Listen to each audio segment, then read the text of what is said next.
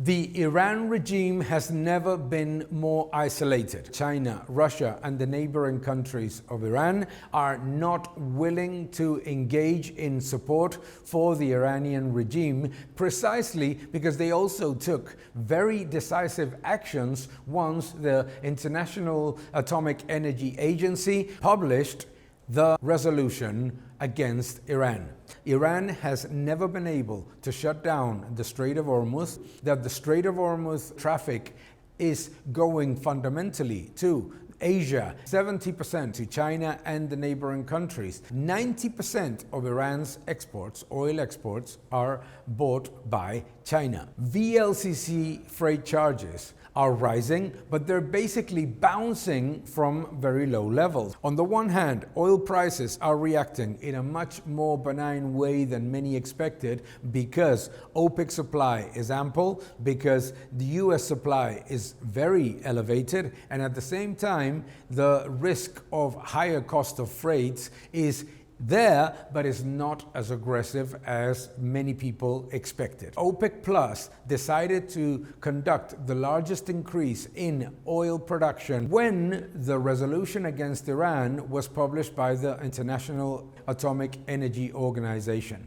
That resolution showed that Iran was not complying with its own commitments of non-proliferation in nuclear energy, and what ended up happening was that OPEC immediately reacted by increasing production. Saudi Arabia is strengthening its position as the world reserve bank of oil, and at the same time, the OPEC Plus members are guaranteeing supply to China. The curve of oil prices shows that the risk of much higher prices is quite limited. If we look at the oil price curve going forward, both on a 6-month and a 1-year level, it's showing that oil prices are very likely to remain relatively subdued in the next 12 to 18 months. Iran has never been able to entirely shut down the Strait of Hormuz, but we also have to understand that the ones that would be most negatively impacted would be China and the other Asian economies that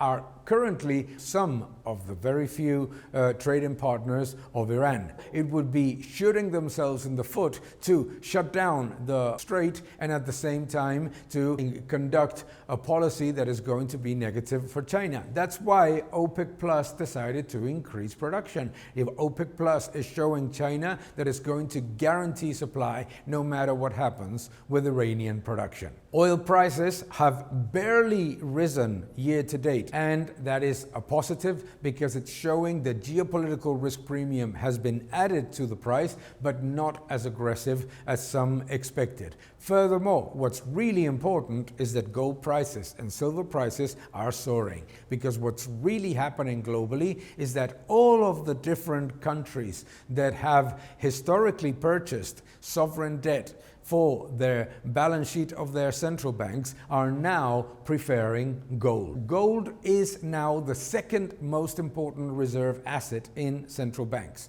What we are seeing is that global central banks are purchasing less sovereign debt, less US sovereign debt, but also less European Union sovereign debt, and prefer to store value with gold. In summary, what we can say is the following: geopolitical risk is rising. However, we need to understand that Iran's position is very weak, that it's never been more isolated in terms of its neighboring countries and its allies, that its allies are actually allowing the aircrafts to fly over their countries and use their bases.